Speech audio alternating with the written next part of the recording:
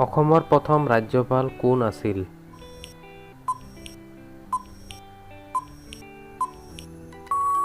Answer Akbar হাইদৰি। অসমৰ কোনখন জিলাত সৰ্বাধিক ধান উৎপাদন হয়?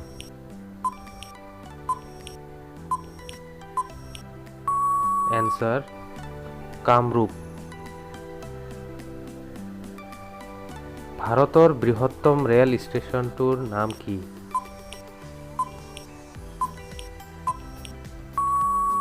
এনসাৰ মোগলচৰাই। পৃথিৱীৰ সৰ্বোচ্চ পৰ্বত হ'ল?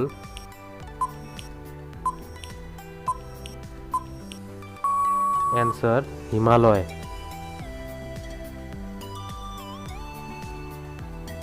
তলৰ কোনখন চহৰত উৰাজাহাজ নিৰ্মাণ কৰা হয়? এনসাৰ বাংগালুৰু। যদি আপোনালোকে ভিডিঅ'টো চাই ভাল পাইছে তেনেহ'লে চেনেলটো ছাবস্ক্ৰাইব কৰিব আৰু বেল আইকনটো প্ৰেছ কৰি দিব। ধন্যবাদ।